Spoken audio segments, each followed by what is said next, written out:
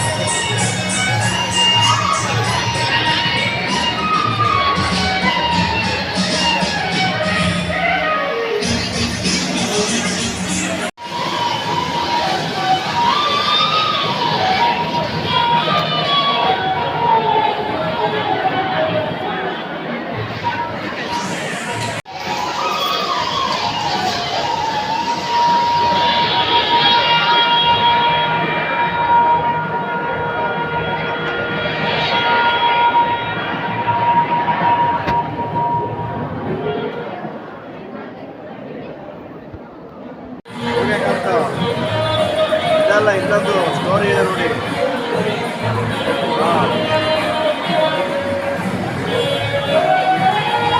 ತರಬೇತಿಯನ್ನು ನೀಡಿದ್ದಾರೆ. ನೀವೆಲ್ಲ ಅರ್ಥ ಮಾಡ್ಕೊಳ್ಬೇಕು. ಇವತ್ತೇನಾಗಿದೆ ಅಂತ ಅಂದರೆ, 18 ವರ್ಷ ತುಂಬಿದ ಮೇಲೆ ನಾವೇನೋ ಭಾಳ ವಿಸ್ತಾರವಾಗಿದ್ದೀವಿ ಅಂತ ನೀವು ಅಂದ್ಕೊಂಡಿರ್ಬೋದು. ವಿಸ್ತಾರ ಅಂತಂದರೆ ನಾವು ಯಾವ ವಿಸ್ತಾರವಾಗಿ ತಿಳ್ಕೊಂಡಿದ್ದೀವಿ, ಬೆಳೀಬೇಕು ಅಂತ ಅರ್ಥ ಮಾಡ್ಕೊಳ್ಬೇಕಾಗ್ತದೆ. 10ನೇ ತರಗತಿ ಮುಗಿದ ಮೇಲೆ ಒಂದಷ್ಟು ವಿಚಾರ, ಆದರೆ ಮುಂದಿನ ದಿನಗಳು ಅಷ್ಟು ಸಬ್ಜೆಕ್ಟ್ ಇರುವುದಿಲ್ಲ, ಬದಲಾವಣೆ ಆಗ್ತಾ ಹೋಗ್ತದೆ. ಆದರೆ ಡೆಪ್ತಾಗಿ ನಾವು ಹೋಗ್ಬೇಕಾಗ್ತದೆ, ಆಳವಾಗಿ ಅಧ್ಯಯನ ಮಾಡುವಂಥ ಕ್ರಿಯಾಶೀಲ ಮಕ್ಕಳು ನೀವೆಲ್ಲ ಆಗಬೇಕಾಗ್ತದೆ. PUC ಆದ ನಂತರ ಇವತ್ತು ನಮ್ಗೆ ಒಳ್ಳೆ ಡಾಕ್ಟರ್ ಬೇಕು, ಒಳ್ಳೆ ಇಂಜಿನಿಯರ್ ಬೇಕು, ಒಳ್ಳೆ ಲಾಯರ್ ಬೇಕು, ಒಳ್ಳೆ ಮೇಸ್ಟ್ರು ಬೇಕು, ಏನೆಲ್ಲ ಎಲ್ಲ ಬೇಕು ಬೇಕು ಬೇಕು ಅಂತ ನಾವು ತಿಳ್ಕೊಂಡಿದ್ದೀವಿ. ಇವತ್ತು ಎಲ್ಲ ಎಕ್ಸಾಮ್ ಸ್ಪರ್ಧಾತ್ಮಕ ಪರೀಕ್ಷೆಯಲ್ಲಿ ನಾವು ನಮ್ಮ ಸ್ಥಾನಮಾನ ಎಷ್ಟಿದೆ, ನಾವು ನಮ್ಮ ಸರ್ಟಿಫಿಕೇಟನ್ನು ನೋಡಿದ್ರೆ ನಮ್ಮ ಸರ್ಟಿಫಿಕೇಟ್ ನಾವು ಪಡೆದಂಥ ಮಾರ್ಕ್ಸ್ ಎಷ್ಟು, SSLC ಎಷ್ಟು, PUC ಎಷ್ಟು, ಅದಾದ ನಂತರ ಎಷ್ಟು ಅಂತೇಳಿ ನಾವು ಚಿಂತನೆ ಮಾಡುವಂಥ ಕಾಲಘಟ್ಟ, ನಿಮಗೆ ಯೋಚನೆ ಮಾಡುವಂಥ ಶಕ್ತಿ ನಿಮ್ಮಲ್ಲಿದೆ. ಈಗ ಇವತ್ತೇನಾಗಿದೆ, ತಂದೆ ತಾಯಿಗಳು ಗೊತ್ತಿಲ್ಲ. ನನ್ನ ಮಗ ಓದ್ತಾ ಇದ್ದಾನೆ ಅಷ್ಟೇ, ಶಾಲೆಗೆ ಹೋದ್ಮೇಲೆ ಏನು ಮಾಡ್ತಾನೆ, ಮನೆಗೆ ಬರುವಾಗ ವಾತಾವರಣ ಹೇಗೆಲ್ಲ ಸೃಷ್ಟಿ ಮಾಡ್ಕೊಂಡಿದ್ದಾನೆ ಗೊತ್ತಿಲ್ಲ. ಇವತ್ತು ನಮ್ಮ ಲೋಕೇಶ್ವರ್ ಮಾತಾಡಬೇಕಾದ್ರೆ ಹೇಳಿ, ಇವತ್ತು ನಮಗೆ ಆರೋಗ್ಯಕರವಾದಂತಹ ವಾತಾವರಣ ನಮಗೆ ನಾವೇ ಪಡ್ಕೊಳ್ಬೇಕಾಗ್ತದೆ. ಇವತ್ತು ಹೆಜ್ಜೆಜ್ಜೆಗೂ ಏನೆಲ್ಲ ಅನಾಹುತಗಳು, ಒಂದು ಸ್ವಲ್ಪ ವ್ಯತ್ಯಾಸ ಆದರೆ ನೀವೆಲ್ಲ ನೋಡ್ತಾ ಇದ್ದೀರಿ. ಇವತ್ತು ಮಾಧ್ಯಮದಲ್ಲಿ, ಪತ್ರಿಕಾ ಮಾಧ್ಯಮದಲ್ಲಿ ನಾನು ನೋಡ್ತಾ ಇದ್ದೀನಿ. ಆಗಲೇ ವಿದ್ಯಾರ್ಥಿಗಳು ಯಾವ ಹಂತಕ್ಕೆ ನಾವು ತಲುಪಿದ್ದೀವಿ. ನಮ್ಮ ರಿಸೋರ್ಸ್ ಪರ್ಸನ್ ಮಾತಾಡಬೇಕಾದ್ರೆ ಆಪರ್ಚುನಿಟಿ ಯಾರಾದರೂ ಎದ್ದು ಪರಿಚಯ ಮಾಡ್ಕೊಳ್ಳಿ ಅಂತ ಸಂದರ್ಭದಲ್ಲಿ ಇವತ್ತು ಮಾತಾಡೋ ವಿಚಾರ ಬೇಕಾದಷ್ಟು ಮಾತಾಡ್ತೀವಿ. DOS ಮಾತಾಡಬೇಕಾದ್ರೆ ನಿಮ್ಮೆಲ್ಲ ನಿಶಬ್ದ ಮಾಡಿ ಅವರು ಉಪನ್ಯಾಸ ಪ್ರಾರಂಭ ಮಾಡಬೇಕಾಗಿತ್ತು. ಜೀವನದಲ್ಲಿ ಎಲ್ಲ ನಾವು ಯಾಕೆ ನಿಮ್ಮನ್ನೆಲ್ಲ ಕರೆಸಿ ಕುಂಡಿಸ್ಕೊಂಡು ನಾವು ಹೇಳ್ತಾ ಇದ್ದೀವಿ ಅಂತಂದರೆ, ಒಂದಷ್ಟು ನಮಗೆ ಸಮಯ ಇಲ್ವಾ, ನಮ್ಮ ಹತ್ರ ಫೋನ್ ಇಲ್ವಾ?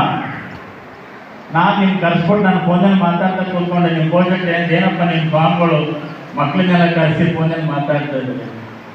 ಎಷ್ಟು ವ್ಯವಹಾರ ಇರುತ್ತೆ. ಬೆಳಗ್ಗೆ 10 ಗಂಟೆಗೆ 10:30 ನಾವು ಬಿಟ್ಟದ ಮೇಲೆ ಇವತ್ತು ಎಷ್ಟು ಕೆಲಸಗಳು.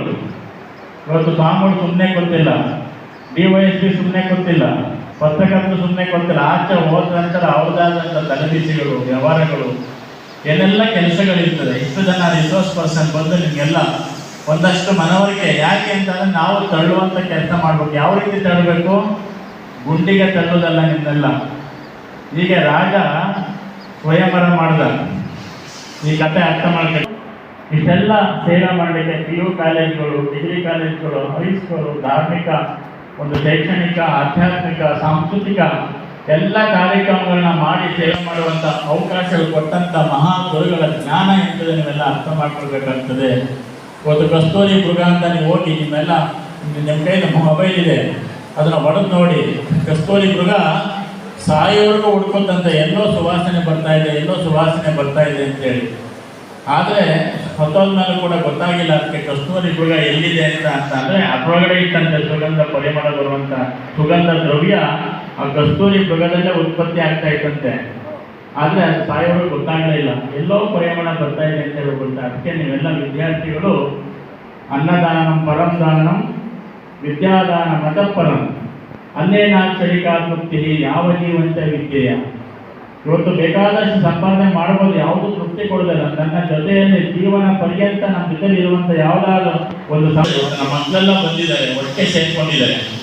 ಆ ನಿಟ್ಟಿನಲ್ಲಿ ಇವತ್ತು ನಿಮ್ಮ ತಂದೆ ತಾಯಿಗಳು, ನಾವೆಲ್ಲ ಗುರುಗಳು, ಇಂಥ ಆಫೀಸರ್ಸ್ಗಳು, ಇಂಥ ರಿಸೋರ್ಸ್ ಪರ್ಸನ್ಗಳು ಯಾಕೆ ಸ್ವಲ್ಪ ತಳ್ಳುವಂಥ ಪ್ರಯತ್ನ ಮಾಡ್ತಾರೆ ಅಂತಂದರೆ, ಒಂದಷ್ಟು ಸಾಧನೆಯನ್ನು ಮಾಡಲಿ. ನನ್ನ ಕೈಲಿ ಬೆಳೆದಂಥ ಇಂಥ ವಿದ್ಯಾರ್ಥಿ ಹೀಗಾಗಿದ್ದಾನೆ, ಹೀಗೆಲ್ಲ ಆಗಿದ್ದಾನೆ. ಅದೇ ರೀತಿ ಕೂಡ ಡಾಕ್ಟರ್ ಅಬ್ದುಲ್ ಕಲಾಂ ಅವರು ಸ್ವಾಮೀಜಿಯವ್ರ ಕಂಡ ಬಹಳಷ್ಟು ಪ್ರೇಮ. ಒಬ್ಬರು ರಾಷ್ಟ್ರಪತಿ ಆದಂಥ ಒಬ್ಬ ಮಹಾನ್ ವಿಜ್ಞಾನಿ, ಮೇಧಾವಿ ಏನಾದರೂ ಬಂದು ಒಂದು ಶರಣಾಗತರಾಗಿದ್ದರೆ ಅದು ನಮ್ಮ ಆದಿತ್ಯ ಇಂಜಿನಿಯರ್ ಡಾಕ್ಟರ್ ಬಾಲಗಂಗಾಧರ ಸ್ವಾಮಿ. ಯಾಕೆ ಅಂತಂದರೆ ಅವರು ಸಾಧನೆ ನೋಡಿ ಅವರು ಭಾಳಷ್ಟು ಉತ್ಸಾಹಿತ ಆಗ್ತಾರೆ. ಸ್ವಾಮಿಯವರು ನೀವು ರಾಷ್ಟ್ರಪತಿ ಆಗಿದ್ದೀರಿ, ನಮ್ಮೇಲೆ ಪ್ರೀತಿಗೋಸ್ಕರ ಬರಬೇಡಿ, ತಿಂಕಿಂಗಲ್ಲಿ ಅವ್ರು ಬಂದು ಉಳಿಬೇಕು ಅಂತ ಅಪೇಕ್ಷೆ ಪಟ್ಟಂಥ ಸಂದರ್ಭದಲ್ಲಿ ನಮ್ಮ ಆಫೀಸರ್ಸ್ ಎಲ್ಲ, ಸ್ವಾಮಿ ಅಂಥ ವಾತಾವರಣ ಭಾಳಷ್ಟು ಬೆಟ್ಟ ಗುಡ್ಡಗಳಿದೆ, ನಮಗೆಲ್ಲ ತೊಂದರೆ ಆಗ್ತದೆ, ಹೇಳಿ ಸ್ವಾಮಿ ನಿಮ್ಮ ಮಾತು ಕೇಳ್ತಾರೆ ಅಂತ. 2 ದಿನ ಉಳಿದು ಬೆಳಗ್ಗೆ ಕಾರ್ಯಕ್ರಮಕ್ಕೆ ಬನ್ನಿ ಅಂತ ಅಂದರೆ, ಇಲ್ಲ ನಾನು ಅಲ್ಲೇ ಬಂದು ಉಳ್ಕೊತೀನಿ. ಯಾಕೆ ಅಂತ ಅಂದರೆ ಹೃದಯ ಮಾತಾಡುವಂಥ ವ್ಯಕ್ತಿಗಳು ಅವರು. ಅಬ್ದುಲ್ ಕಲಾಂ ಹೇಳಿದ್ರು, ಸ್ವಾಮಿ ನೀವು ಸಾಕಷ್ಟು ಸಾಧನೆ ಮಾಡಿದ್ದೀರಿ. ಯಾಕೆ ಅಂತ ಅಂದರೆ ಅವರೆಲ್ಲ ರಿಪೋರ್ಟ್ ತರಿಸ್ಕೊಂಡ್ರು. ಗ್ರಾಮೀಣ ಪ್ರದೇಶದಲ್ಲಿ ಹೆಚ್ಚು ವಿದ್ಯಾಸಂಸ್ಥೆ ತೆಗೆದಿರೋದು ಯಾರಾದರೂ ಒಂದು ಮಠ ಇದ್ದರೆ, ಒಂದು ಆದಿಚುಂಚನಗಿರಿ ಮಠ, ಸಿದ್ಧಗಂಗೆ ಮಠ, ಎಲ್ಲ ಮಠಗಳು ಆಗ್ಬೋದು.